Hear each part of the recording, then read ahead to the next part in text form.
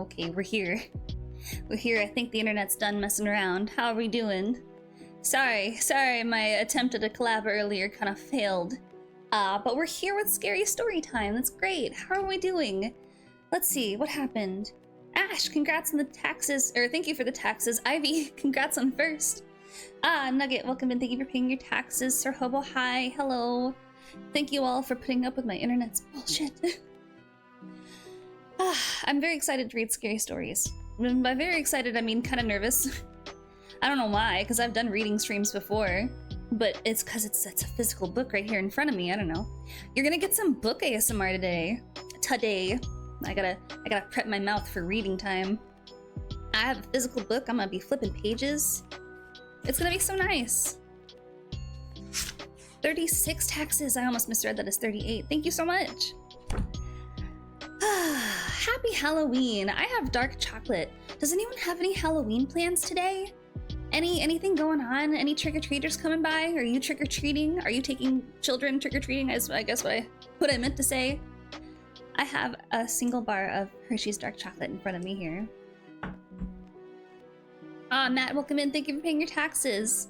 I'm happy to see you. Oh, let me see. I have a fireplace for us to look at while I do the reading. I just wanted to check in and say hi with everyone first because I love you all.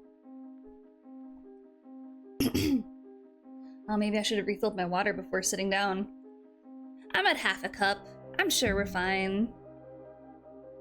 Oh, I have thanks to this Mitch's Nugget. I love you so much. I have where's my text? I should put something down. Merry Halloween. Thank you, love you smooches. Merry Halloween. Are you doing anything for Halloween, Nugget? You doing anything fun today? Any Halloween parties? I saw you eating hot dogs earlier. I'm jealous of your hot dogs. Matt's taking your niece trick-or-treating? Aww. Little 3-year-old. That's so cute. Okay, well you make sure to give her extra candy, okay? Because you're the fun uncle, right? So you gotta get to give the extra lollipop at the end of the day. Drinking spiked apple cider? I don't have anything fun. I could it wouldn't be smart of me to anyway because I'm trying to read now. Or at least I will be soon. What kind of trick-or-treating are you taking the 3-year-old? Is it like a trunk-or-treat event? I know trunk-or-treat is like where most people go nowadays. I haven't seen many trick-or-treaters over the past few years. People usually just go to events. I miss it though. I miss seeing all the houses with all the decorations and stuff. There are a few around me that have nice decorations, but you spoil her rotten good. She deserves it. Hell yeah, Matt. Probably watching A Quiet Place. Yeah, I have to watch that movie too. That's another one I haven't seen that you said it was good. I'll watch it eventually. My Halloween plans are scary stories tonight. What does that sound? Oh, I think it's my cat. Okay, now I'm already getting myself spooked. She's using the litter box, ignore her. I was gonna do, that's right. I have sounds from Muji. I didn't get his link first, that I'm gonna be playing, and I wanted to make sure that I credited him. So let me grab his link first and just like put it on screen. Hold on. Oh, I'll need to do it on the other one. It's okay. Let me get things a little set up here. Don't have nightmares? Good. Watching Weapons later? Ooh, is that a movie? I don't know. I don't know my movies. Here we go. Copy link address. Here we go. Let me fix things. Hold, please.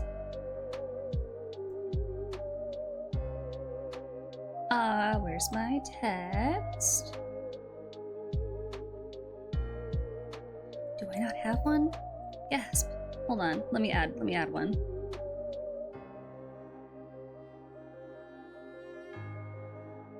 There's the thing.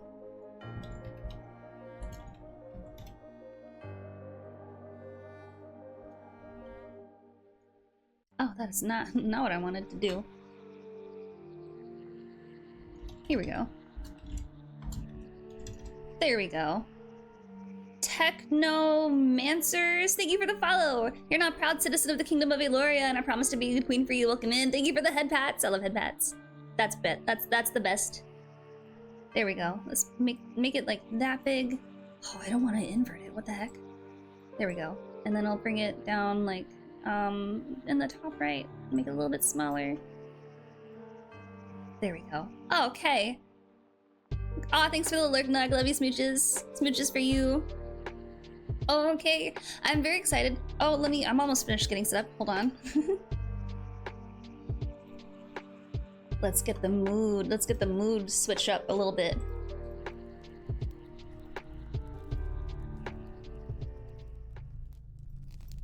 Cause it's spooky, scary season. Scary stories to tell in the dark today, ooh. Drinking blood? Well, today I am. Happy Halloween. Rawr. I'm a swear snow leopard. Okay, I've got my sounds. I've got that. Let me make that full screen. And then, let me bust out the campfire. There we go. I feel like I should make that a prettier font. I'm gonna make that a prettier font. What? Where'd the text go? Oh, I goofed it. Hold on. There we go.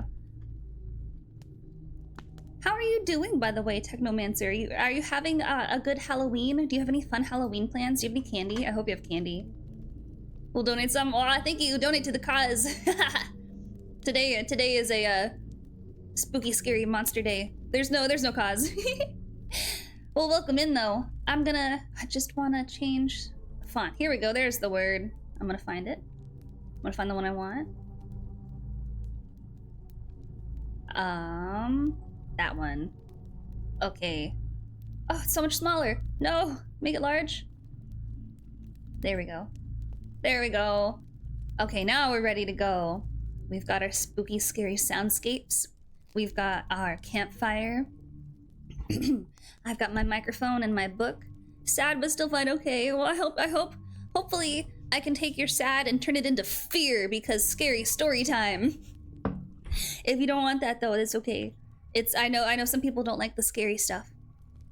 Today, I'm going to be reading Scary Stories to Tell in the Dark. It's collected from folklore and retold by Alvin Schwartz. And I have drawings to look at, but I don't have drawings for you. Never go into the woods at midnight. That's big facts. Big true. Never do it. How am I supposed to read when I have a microphone in front of my face? Okay, ASMR, are you ready? Ooh, page turning. I don't do ASMR. This is all you're gonna get from me.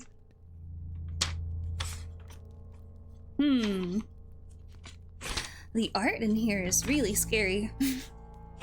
It's like the good kind of ugly, you know what I mean? It's like, it's exactly what it's trying to be. I wanna skip the jump stories because I don't wanna scream in my camera a lot. I see.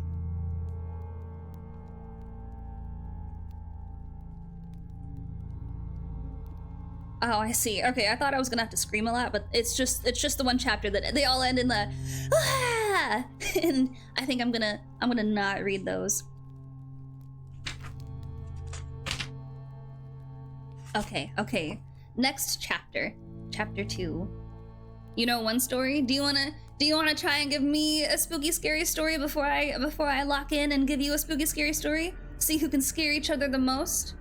I'll give you a chance. But don't make it too long. Don't make it too long. If it's too long, I won't read it. Give me like one of those 2-sentence horror stories. Oh. There are ghosts in this chapter. One comes back as a real person, another takes revenge on her murderer, and there are other strange happenings. This one's gonna be fun. Okay, I'll sit and wait patiently. Well, maybe not too patiently though, because that music is getting a little creepy. I'll give you T-minus 1 minute.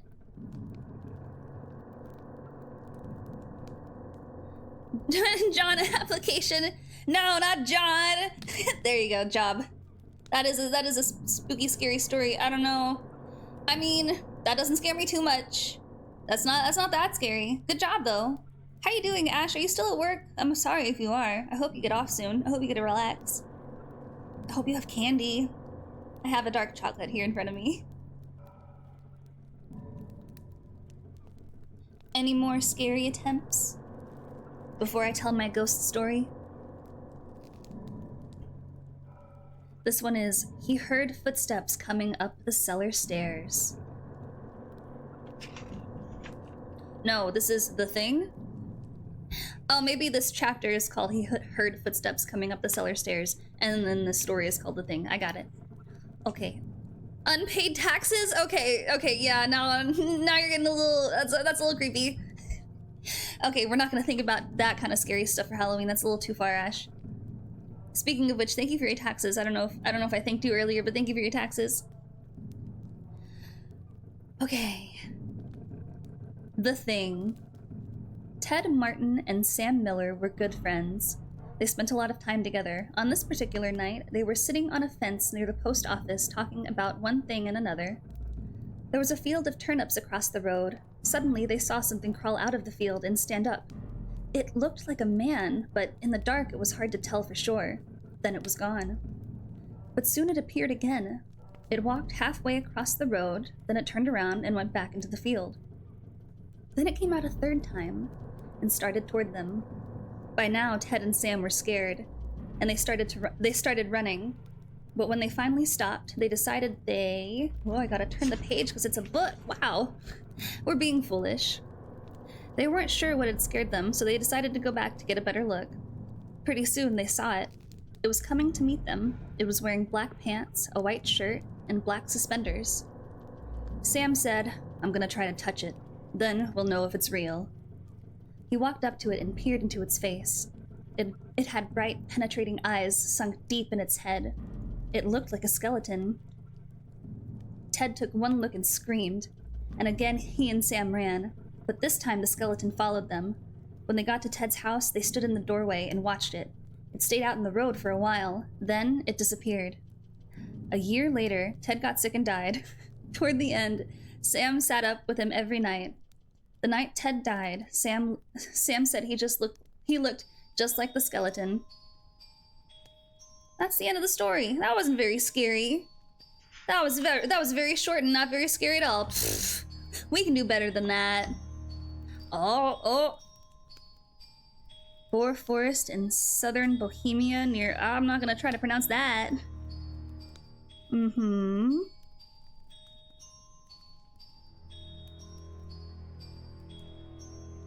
So it's a dead forest?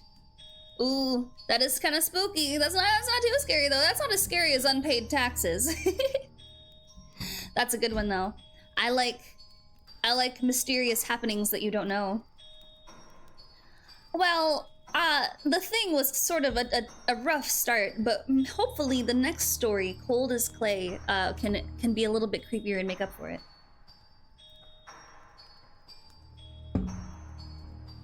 Okay. A farmer had a daughter for whom he cared more than anything on earth. She fell in love with a farmhand named Jim, but the farmer did not think Jim was good enough for his daughter. To keep them apart, he sent her to live with her uncle on the other side of the country. Soon after she left, Jim got sick, and he wasted away and died. Everyone said he died of a broken heart. The farmer felt so guilty about Jim's death, he could not tell his daughter what happened. She continued to think about Jim and the life they might have had together.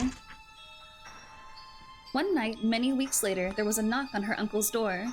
When the girl opened the door, Jim was standing there. "Your father asked me to get you," he said. "I came on his best horse." "Is there anything wrong?" she asked. "I don't know," he said. She packed a few things and they left. She rode behind him, clinging to his waist. Soon he complained of a headache. "It aches something terrible," he told her. She put her hand on his forehead. "Why, you sure are cold as clay," she said. "I hope you are not ill." And she wrapped her handkerchief around his head. They traveled so swiftly that in a few hours they reached the farm. The girl quickly dismounted and knocked on the door. Her father was startled to see her. "Didn't you send for me?" she asked. "No, I didn't," he said. She turned to Jim, but he was gone, and so was the horse. They went to the stable to look for them. The horse was there. It was covered with sweat and trembling with fear, but there was no sign of Jim. Terrified, her father told her the truth about Jim's death, then quickly went to see Jim's parents. They had decided to open his grave. The corpse was in its coffin, but around its head they found the girl's handkerchief. That was a better story. That was better. No worry. Thanks for the lurk. I know English is hard sometimes. I have trouble with it all the time. You're probably gonna hear a lot of me struggling with that this stream. Thank you for the lurk, though. I liked that story more. I got goosebumps like halfway through it, so that was better. That was better. This next story is called The White Wolf. Kevin, welcome in. Thank you for your taxes. I'm happy to see you. The timber wolves around French Creek had gotten out of hand. There were so many wolves, the farmers could not stop them from killing their cattle and sheep. So the state had put a bounty on them. It would pay a hunter $10 for every wolf pelt he turned in. A butcher in town named Bill Williams, thought that was a pretty good money. He stopped working as a butcher and started killing wolves. He was good at it. Every year he killed over 500 of them. That came to more than $5,000. It was quite a bit of money in those days. After 4 or 5 years, Bill had killed so many wolves there were hardly any left in that area. So he retired, and he vowed to never harm another wolf because wolves had made him rich. Then one day, a farmer reported that a white wolf had killed 2 of his sheep. He had shot at it and hit it, but the bullets didn't have any effect. Soon that wolf was seen all over the countryside, killing and running, but nobody could stop it. One night, it came to Bill's yard and killed his pet cow. His pet cow! Bill forgot about his decision to never harm another wolf. He went into town the next morning and bought a young lamb for bait. He took it out to the hills and tied it to a tree. Then he backed off about 50 yards and sat down under another tree. With his gun in his lap, he waited. When Bill didn't come back, his friends started looking for him. Finally, they found the lamb. It was still tied to a tree. It was hungry, but it was alive. Then they found Bill. He was still sitting against the other tree, but he was dead. His throat had been torn open. But there was no sign of a struggle. His gun hadn't been fired, and there were no tracks in the soil around him. As for the white wolf, it was never seen again. That's a good one. More goosebumps. It's probably, oh god, the picture for the next story is really scary. I don't want to look at it. Ew, I'm gonna put my hand over it. It's called The Haunted House. Ugh. It's I wish I could show you these. I don't have a camera though. It's a dead woman's face and it's all like sunken in, and I don't know. It's drawings by Stefan Gamel in the book that I'm holding. Thanks for the head pats, Ash. Ugh, it's scary. I'm gonna read though. If the art is scary, this should be a really good one. The Haunted House. One time, a preacher went to see if he could put a haunt to rest at a house in a settlement. The house had been haunted for about 10 years. Several people had tried to stay there all night, but they would always get scared out by the haunt. So this preacher took his Bible and went to the house, went on in, built himself a good fire, and lit a lamp. Sat there reading the Bible. Just before midnight, he heard something start up in the cellar, walking back and forth, back and forth. Then it sounded like somebody was trying to scream and got choked off. Then there was a lot of thrashing around and struggling, and finally, everything got quiet. The old preacher took up his Bible again, but before he could start reading, he heard footsteps coming up the cellar stairs. He watched the door to the cellar, and the footsteps kept coming closer and closer. He saw the doorknob turn, and when the door began to open, he jumped up and hollered, "What do you want?" The door shut back easy-like, and there wasn't a sound. The preacher was trembling a little, but he finally opened the Bible and read a while. Then he got up and laid the book on the chair and went to mending the fire. Then the haunt started walking again, and step, step, step up the cellar stairs. The preacher sat watching the door, saw the doorknob turn, and the door open. It looked like a young woman. He backed up and said, "Who are you? What do you want?" Now I have to look at it. No, I can hide it behind the microphone. That's smart. The haunt sort of swayed, like she didn't know what to do. Then she just faded out. The old preacher waited, and when he didn't hear any more noises, he went over and shut the door. He was sweating and trembling all over, but he was a brave man and he thought he'd be able to see it through. So he turned his chair to where he could watch, and he sat down and waited. It wasn't long before he heard the haunt start up again, slowly. Step, step, step, step. Closer and closer. Step, step. And it was right at the door.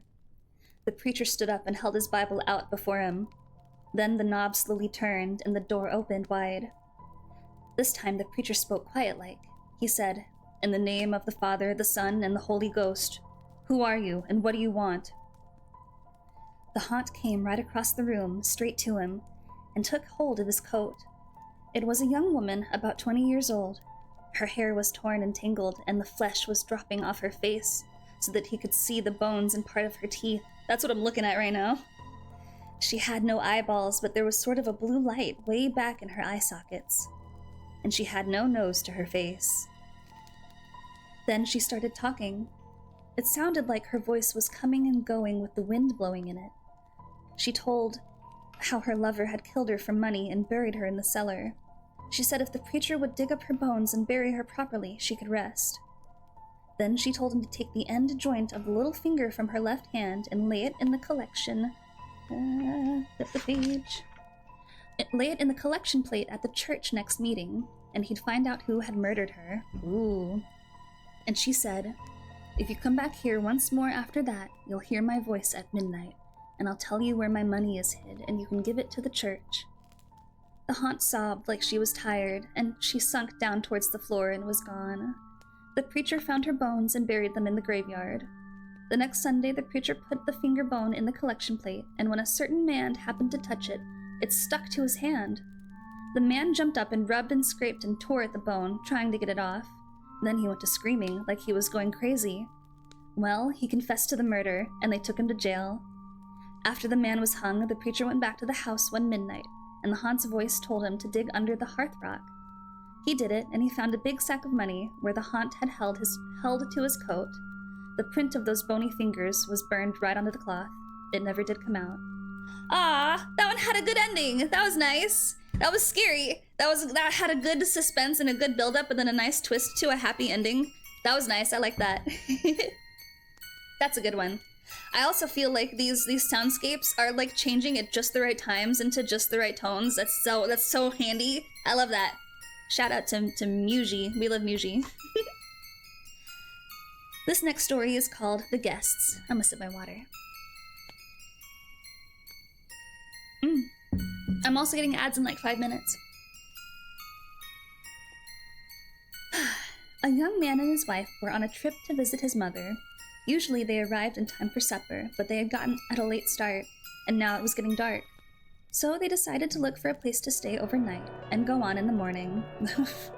Maybe the soundscapes weren't changing at just the right times. It's fine. Just off the road, they saw a small house in the woods. Maybe they rent rooms, said the wife. So they stopped to ask. An elderly man and woman came to the door. They didn't rent rooms, they said, but they would be glad to have them stay overnight as their guests. They had plenty of room, and they would enjoy the company. The old woman made coffee and brought out some cake. Ah, you just have coffee and cake at the ready? Hell yeah. And the four of them talked a while. Then the young couple were taken to their room. They again explained that they wanted to pay for this, but the old man said he would not accept any money. The young couple got up early the next morning before their hosts had awakened. On a table near the front door, they left an envelope with some money in it for the room. Then they went on to the next town. They stopped in a restaurant and had breakfast. When they told the owner of where they had stayed, he was shocked. That can't be, he said. That house burned down to the ground. A man and a woman, and the man and the woman who lived there died in the fire. The young couple could not believe it, so they went back to the house, only now there was no house. All they found was a burned-out shell. They stood staring at the ruins, trying to understand what had happened, and the woman screamed. In the rubble was a badly burned table, like one they had seen by the front door. On the table was the envelope they had left that morning. That's a good one. That was a good one. I have goosebumps. This next one. This next chapter. We're at the next chapter. This chapter is called They Eat Your Eyes, They Eat Your Nose. I'm not eating anyone's eyes or nose.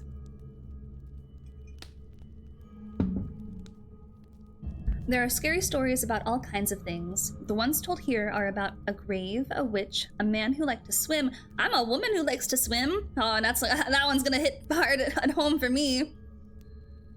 A hunting trip and a market basket. There's also one about worms eating a corpse. Your corpse. Ooh, after swimming. There's the hearse song. I'm not gonna sing it. I can read it for you. Like a poem. Don't you ever last as the hearse goes by, for you may be the next to die. They wrap you up in a big white sheet, from your head down to your feet. They put you in a big black box and cover you up with dirt and rocks. All goes well for about a week, then your coffin begins to leak. The worms crawl in, the worms crawl out. The worms play pinhole on your snout. They eat your eyes, they eat your nose, they eat the jelly between your toes. A big green worm with rolling eyes crawls in your stomach and out your eyes. Your stomach turns a slimy green and pus pours out like whipping cream. You spread it on a slice of bread, and that's what you eat when you are dead. Gross. Yucky. Yucky, gross, ew. Aw, there's piano music here. I wish I had a piano. It's been so long since I played. Okay, well, this next story is called The Girl Who Stood on a Grave. I'm gonna sip my water.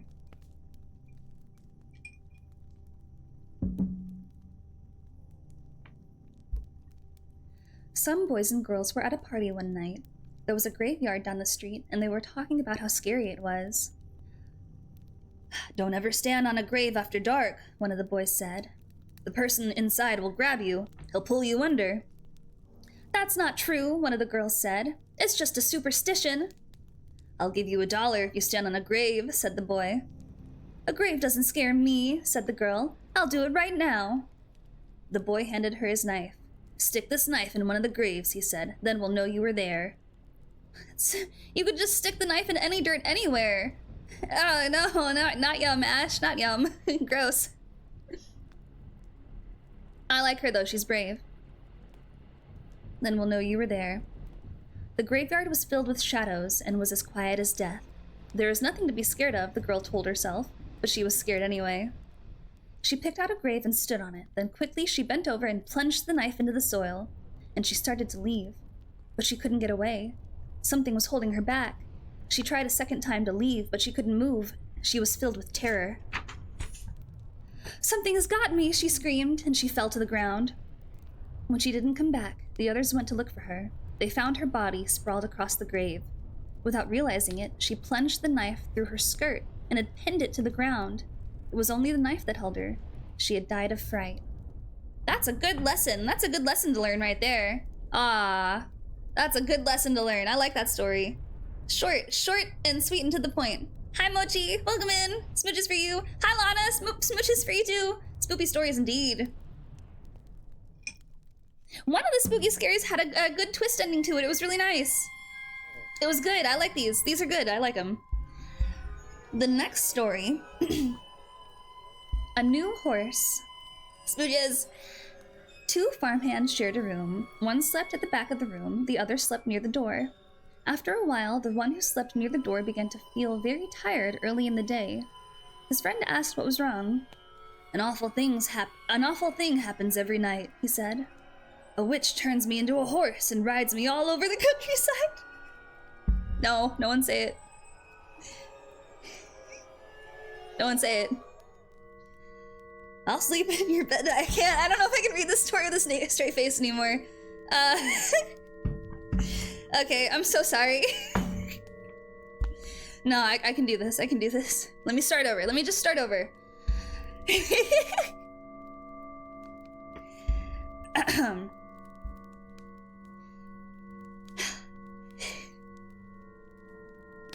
Okay. 2 farmhands shared a room. One slept at the back of the room, the other slept near the door. After a while, the one who slept near the door began to feel very tired early in the day. His friend asked what was wrong. "An awful thing happens every night," he said. "A witch turns me into a..." I love you too.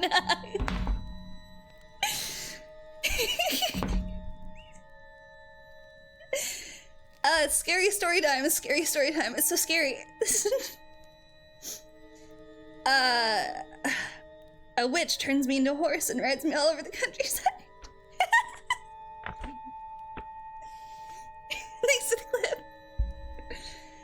"I'll sleep in your bed tonight," his friend said. "We'll see what happens to me."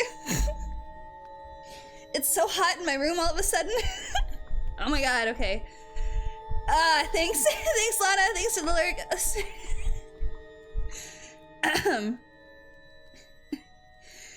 Uh, about midnight, an old woman who lived nearby came into the room. She mumbled some strange words over the farmhand, and he found he couldn't move. Then she slipped a bridle on him, and he turned into a horse. No, they're not sleeping in the same bed. They sleep on different beds. Oh, goodness. And he turned into a horse. The next thing he knew, she was riding him across the fields at breakneck speed, beating him to make him go even faster. Soon they came to a house where a party was going on. There was a lot of music and dancing. They were happy reconnecting. Oh, golly. Wow, internet's poopy today, isn't it? Are we still here?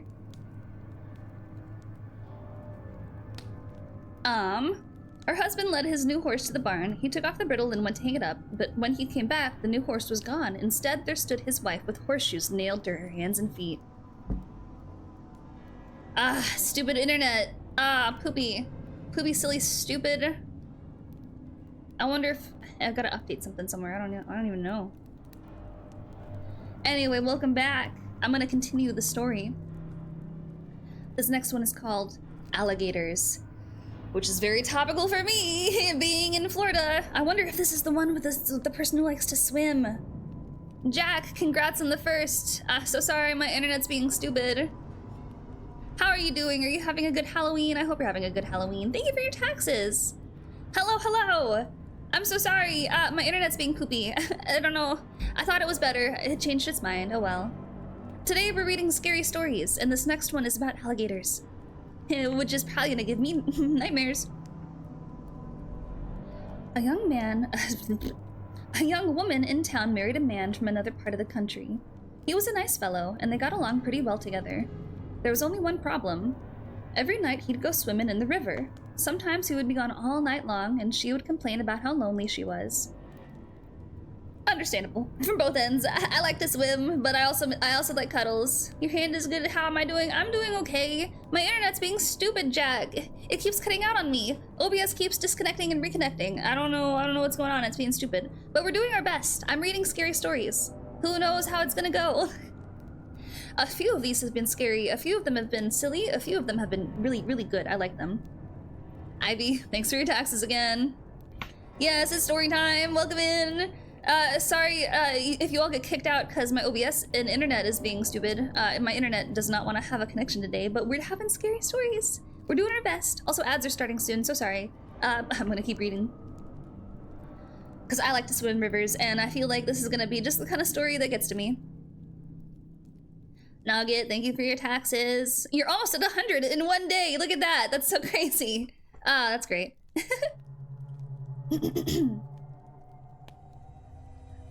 This couple had 2 young sons. As soon as the boys could walk, their father began to teach them how to swim. And when they got to be old enough, he took them swimming in the river at night. Often they would stay there all night long, and the young woman would stay at home all by herself. Why isn't he taking her swimming? I'm sure she would love to go swim too. You gotta invite her too.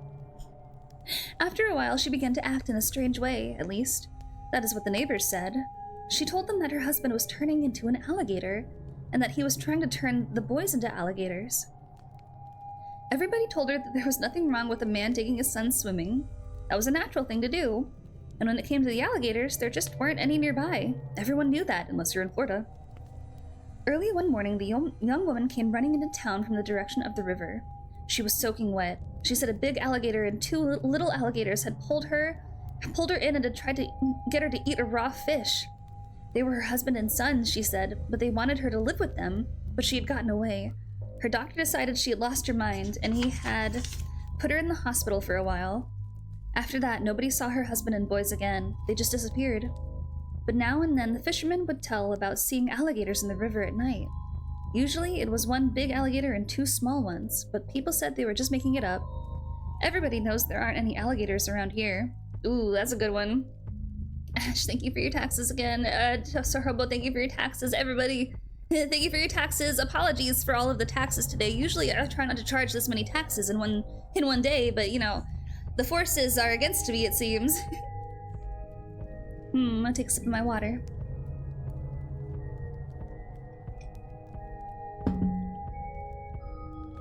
That was an okay story.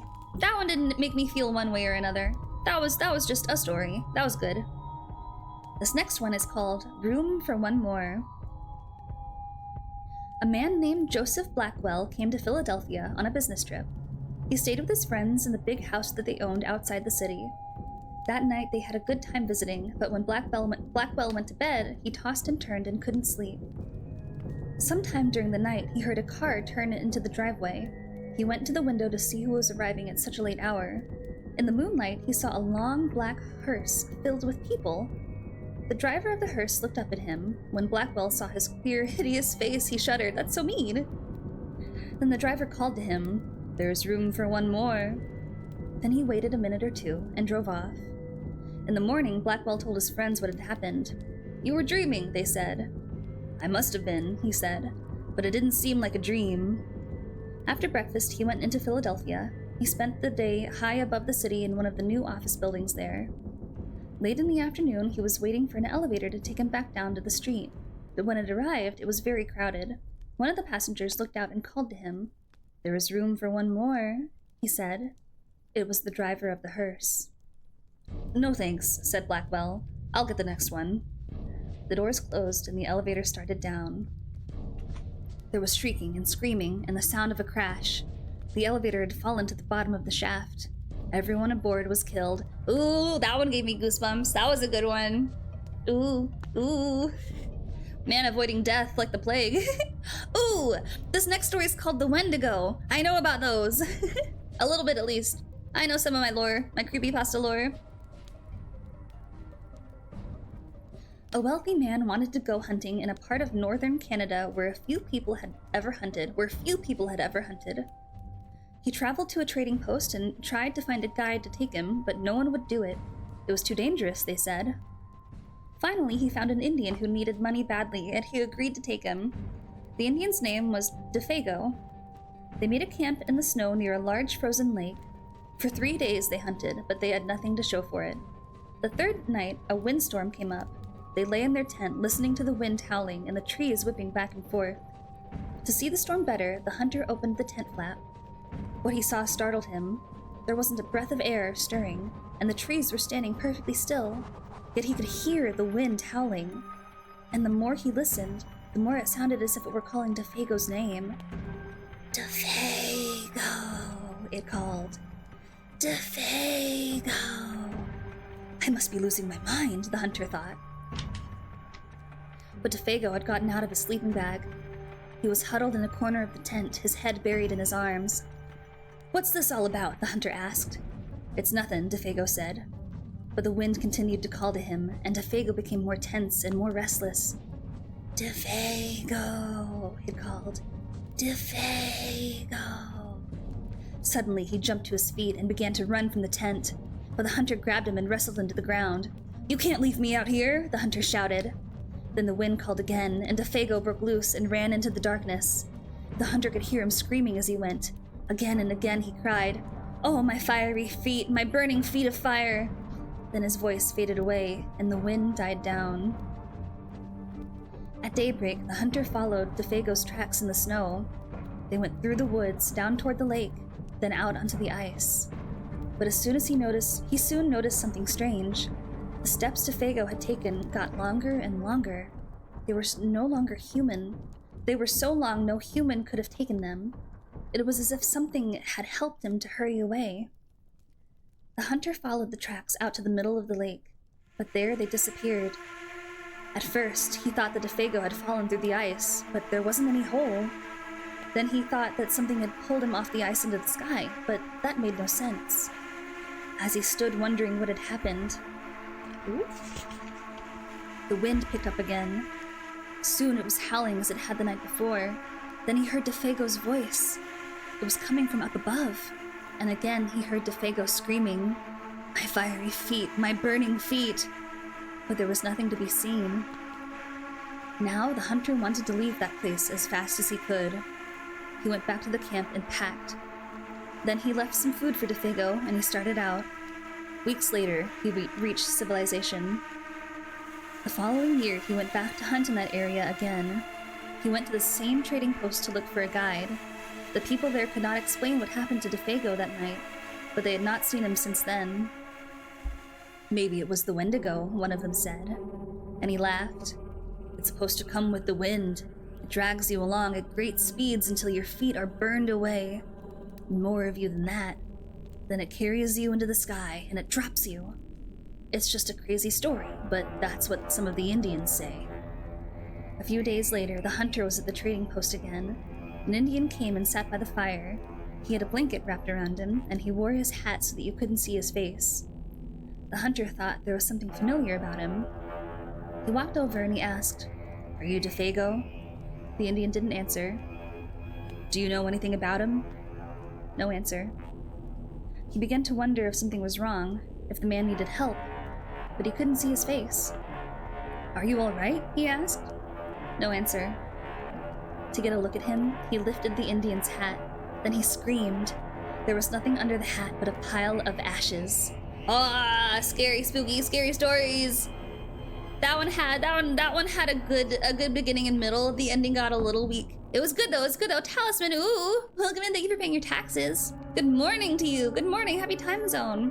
What's happening? It's scary stories to tell in the dark time. Scary story time. Welcome in. These are pretty good. I like most of them. They're good. A scary stories plus book ASMR. Ooh, pages. Ooh. Ah, the dead man's brains. This is a really cute photo of a sweet old lady holding a tray with a steaming dead man's head, and like it's the top of it's cut off like above his eyebrows, so like the soup is his brains, and she looks so proud. I'm so proud of her. Did I skip one? Did I skip a page? I think I skipped a page. I did not. This scary story is a scary game that people play at Halloween. Ooh, but it can be played whenever the spirit moves you. The players sit in a circle in a darkened room and listen to a storyteller describe the rotting remains of a corpse. Each part is passed around for them to feel. Oh, I don't think we're gonna be playing this game. Gross. In one version, a player is out if he or she screams or gasps with fright. In another version, everybody stays to the end, no matter how scared they get. This is like the super ramped up version of when people like peel grapes and put them in a bowl and then like say cover your eyes and stick your fingers in the bowl, it's eyeballs, ooh! Except it's real corpse body parts. Here is the story. Ooh, here we go. Once in this town, there lived a man. Where did my sounds go? Oh, I might need to bring my sounds back. Wait. Hold on, let me go get my sounds. I don't know what happened. Hold on, come back, sounds, what are you doing? Video, pause, continue watching, of course continue watching. That's all I've been doing. Silly YouTube. I'm always watching. I'm always here. Okay, we're good now. We've got our sounds. Here's the story. Once in this town there lived a man named Brown. It was years ago on this night that he was murdered out of spite. We have here his remains. First, let's feel his brains. A wet squishy tomato. Now here are his eyes, still frozen with surprise. 2 peeled grapes. That's cute. This is his nose, a chicken bone. Here is his ear, a dried apricot. And here is his hand, rotting flesh and bone. A cloth or rubber glove filled with mud or ice. Ah, it's fun. But his hair still grows. A handful of corn silk or wet fur or yarn. And his heart still beats now and then. A piece of raw liver, ew. And his blood still flows. My cat's getting scared. Dip your fingers in it. It's nice and warm. A bowl of ketchup. A bowl of ketchup thinned in warm water. That's good. That's so smart. I love the instructions here. That's cute. That's all there is. Except for these worms. They are the ones that ate the rest of him. A handful of wet cooked spaghetti noodles. Aw. That's cute. I love this book. It's so sweet. And scary. Oh, my cat wants to get in the closet. I see. Okay, hold on. Let me go open the door for her. She likes to have her hidey holes. Ooh, I should eat some dark chocolate. I forgot I had that. There you go. Come on inside. Yeah.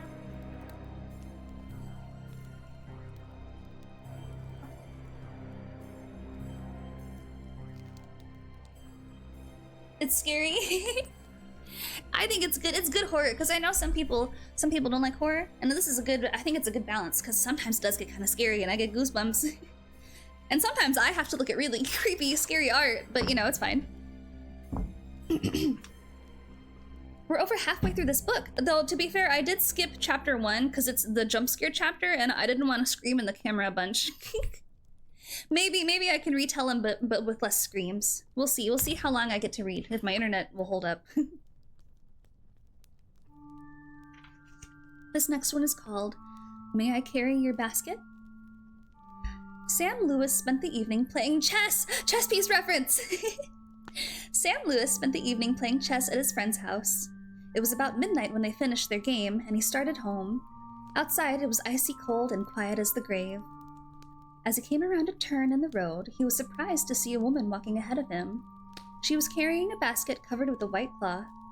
When he caught up to her, he looked to see who it was, but she was so bundled up against the cold it was hard to see her face.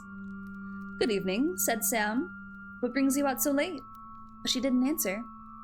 Then he said, "May I carry your basket?" Dude, reading this from a woman's POV is like, what the fuck are you doing? Back the fuck off. Don't come up and ask for her basket, get all up in her face. What are you doing? It's fine though, it's fine. She handed it to him. From under the cloth, a small voice said, "That's very nice of you." And that was followed by wild laughter. Sam was so startled that he dropped the basket, and out rolled a woman's head. He looked at the head, and he stared at the woman. "It's her head," he cried. And he started to run, and the woman and her head began to chase him. See, that's why you don't walk up to random women on the street. Don't bother random women you see walking alone at night. That's why. Leave women alone. There's your reasoning. Soon the head caught up to him. It bounded into the air and sunk its teeth into his left leg. Sam screamed with pain and ran faster, but the woman and her head stayed right behind him. Soon the head leaped into the air and began again and bit into his other leg. Then they were gone. That's the end of the story. Lessons to be learned here. Oh, we're entering the next chapter. Other Dangers. Most of the scary stories in this book have been passed down over the years, but the ones in this chapter have been told only in recent times. They are stories that young people often tell about dangers we face in our lives today. Keep in mind, I got this book when I was in middle school. So young people are probably like 30s now when reading this book.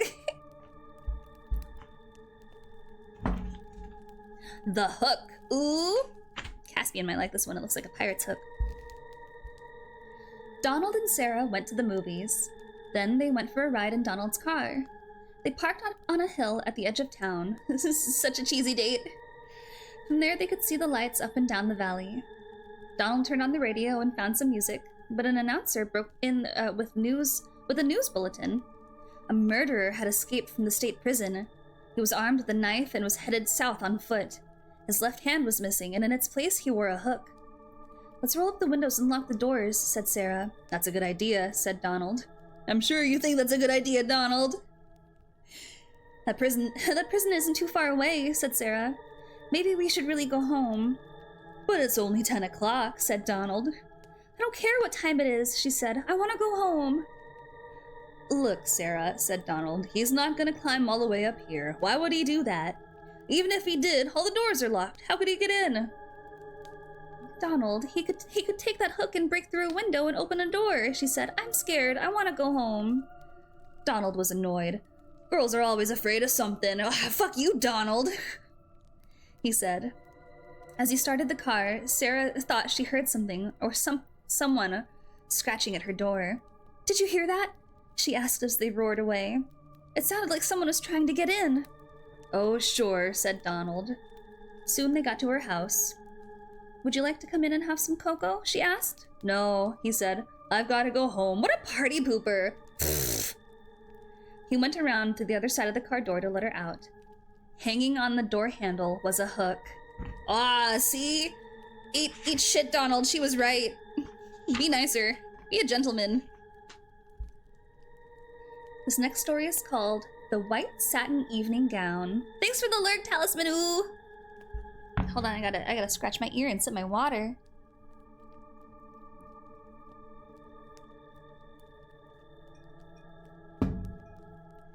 The white satin evening gown. A young man invited a young woman to a formal dance. But she was very poor, and she could not afford to buy the evening gown she needed for such an occasion. "Maybe you can rent a dress," said her mother. So she went to a pawn shop not far from where she lived. There she found a white satin evening gown in her size. Never rent a white gown. If you're renting, pick like brown or something that you can get dirty. Don't rent white. You buy white, you don't rent white. That's move number 1. She looked lovely in it, and she was able to rent it for very little. When she arrived at the dance with her friend, she was so attractive everyone wanted to meet her. She was dancing again and again and was having a wonderful time. But then she began to feel dizzy and faint, and she asked her friend to take her home. "I think I have danced too much," she told him. When she got home, she lay down on her bed. The next morning, her mother found that her daughter had died. The doctor did not understand what had caused her death, so he had the coroner perform an autopsy. The coroner found that she had been poisoned by embalming fluid. It had stopped her blood from flowing. There were traces of the fluid on her dress. He decided it had entered her skin when she perspired while she was dancing. Can you overdose that way? Wow. For creepypasta, you can. The pawnbroker said he bought the dress from an undertaker's helper. It had been used in a funeral for another young woman, and the helper had stolen it just before she was buried. Wow! Wow! That's super extra fucked up. Oh, the poor woman, buried naked, probably violated. Arrest them. Arrest the man. Sad story. Sad story. Gross story. Disrespectful story. This next story is called High Beams. The girl driving the old blue sedan was a senior at the high school. She lived on a farm about 8 miles away and used the car to drive back and forth. She had driven into town that night to see a basketball game. Now she was on her way home. As she pulled away from the school, she noticed a red pickup truck followed her out of the parking lot. A few minutes later, the truck was still behind her. "I guess we're going the same direction," she thought. She began to watch the truck in her mirror. When she changed her speed, the driver of the truck changed his speed.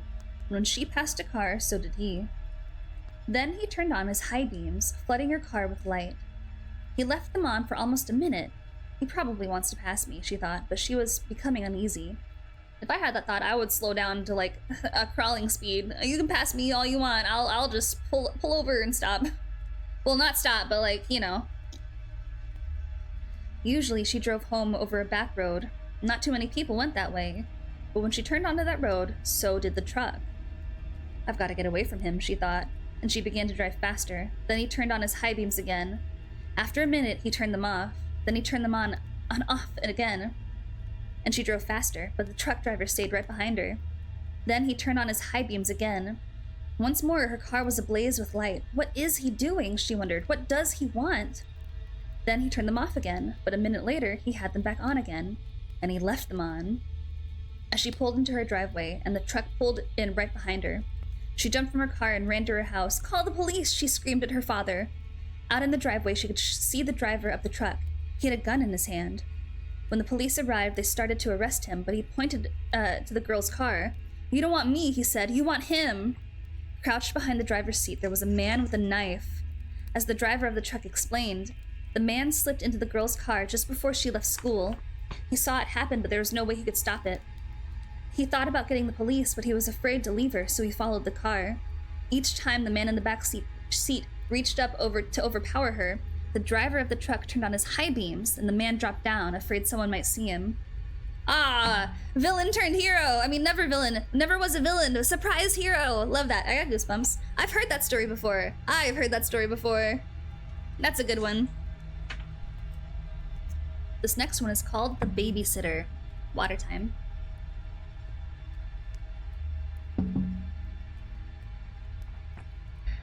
It was 9 o'clock in the evening. Everybody was sitting on the couch in front of the TV. There were Richard, Brian, Jenny, and Doreen, the babysitter. The telephone rang. "Maybe it's your mother," said Doreen. She picked up the phone, but before she could say a word, a man laughed hysterically and hung up. "Who was it?" asked Richard. "Some nut," said Doreen. "What did I miss?" At 9:30, the telephone rang again. Doreen answered it. It was the man who had called before. "I'll be there soon," he said, and laughed and hung up. This sounds like the plot to one of the Scream movies, or one of those babysitter movies. I feel like I'm reading the plot to a movie I've seen. Ninja, welcome in. Thank you for paying your taxes. Who was it? The children asked. "Some crazy person," she said. About 10 o'clock, the telephone rang again. Jenny got to it first. "Hello," she said. It was the man again. "One more hour," he said, and he laughed and hung up. He said, "1 more hour? What does he mean?" asked Jenny. "Don't worry," said Doreen. "It's somebody fooling around." "I'm scared," said Jenny. About 10:30, the phone rang once more. When Doreen picked it up, the man said, "Pretty soon now," and he laughed. "Why are you doing this?" Doreen screamed, and he hung up. Was it that guy again?" Was it that guy again?" asked Brian. "Yes," said Doreen. "I'm going to call the operator and complain." "The operator? Call the police! He said he's coming! He said he's coming like 4 times! You should call the police!" The operator told her to call back if it happened again. "Dude, you have 30 minutes! He's coming now!" And she would try to trace the call. "Call the police!" Okay. At 11 o'clock, the telephone rang again. Doreen answered it. "Very soon now," the man said, and he laughed and hung up. Doreen called the operator. Almost at once, she called back. "That person is calling from a telephone upstairs," she said. "You better leave. I'll get the police." Just then, a door upstairs opened. A man they had never seen before started down the stairs toward them. As they ran from the house, he was smiling in a very strange way. A few minutes later, the police found him there and arrested him. Ah, good story. I feel like I've seen that exact movie. Good story. I'm glad everyone lived. It's not a very thrilling ending, though. Ah, they got the bad guy and they lived. Oh, good. Happy ending. That's not very scary. I mean, they're good stories, but the ending is not as climactic. Maybe there's a reason I got this at a book fair in middle school. It's not, it's not that scary. This next chapter is called Ah! This chapter has the same title as the first chapter, which I skipped because I didn't want to scream all that much because of all the jump scares that it wants me to do, but I can go back and read it if I need to. This chapter has the same title as the first chapter, but the stories in the first chapter are meant to scare you. The ones in this chapter are meant to make you laugh. I suppose. You know what? How about I read the first chapter and then I'll read the last chapter, because I'd rather read something scary and then we can end off with some funny ha-has. Let's do all the scary stories first, and then we'll wrap it up with the last chapter.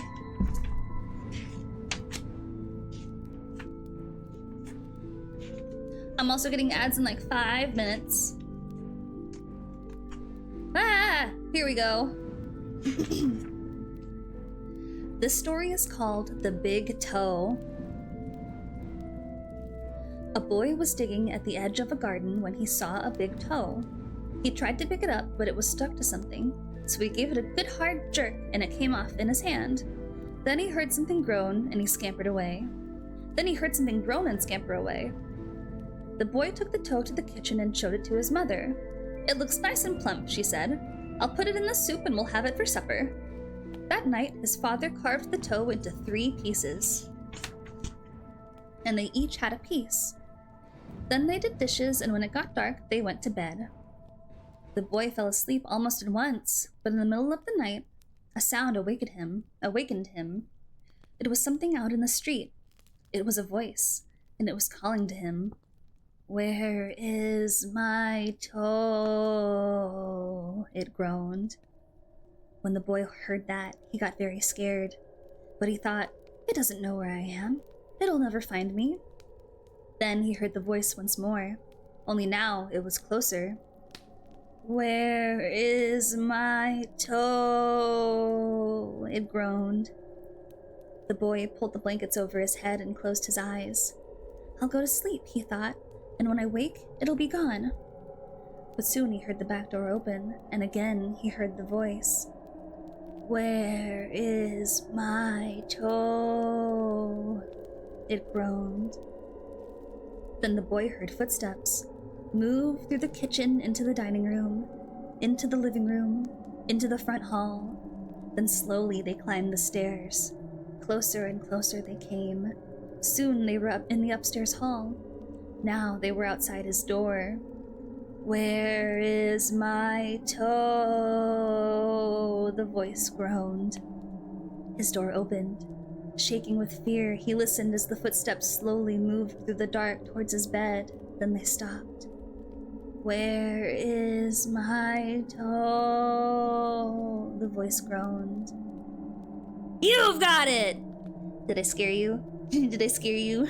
Sweet dreams, chess piece! Thanks for paying your taxes. Hi, welcome in. There was a chess piece reference earlier in the book. I don't know if you were here for it. The big toe also has another ending.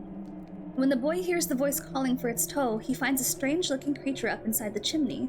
The boy is so frightened he can't move. He just stands there and stares at it. Finally, he asks, "Ooh, what you got such big eyes for?" And the creature answers, "To look through and through." "Ooh, what you got such big claws for?" "To scratch up your grave." "Ooh, what you got such a big mouth for?" "To swallow you whole." "Ooh, what you got such sharp teeth for?" "To top your bones." These are cute. These are cute. I love these. Sweet dreams, I say as I'm reading you scary stories. This next story is called The Walk. My uncle was walking down a lonely dirt road one day. He came upon a man who was also walking down that road. The man looked at my uncle, and my uncle looked at the man. And he looked at me, and I looked at him. Sorry. The man was scared of my uncle, and my uncle was scared of that man. But they kept walking, and it began to get dark. The man looked at my uncle, and my uncle looked at the man. The man was very scared of my uncle, and my uncle was very scared of that man. What is happening? But they kept on walking, and they came to a big woods. It was getting darker, and the man looked at my uncle, and my uncle looked at the man. The man was really scared of my uncle, and my uncle was really scared of the man. It's just the same 3 chapters. But they kept on walking, and deep down into the woods they went. It was getting darker, and the man looked at my uncle, and the uncle looked at the man. The man was terrible scared of my uncle, and my uncle was terrible scared of the— Rawr. That was such a silly build up to a jump scare. I love that. You're not eating? Oh, okay. Okay, good. I would hate to give you bad dreams, chess piece. This next story is called What Do You Come For? Okay, I'm a raid. Who am I raiding? Doo ba boom ba boo. Ba-na-na-na.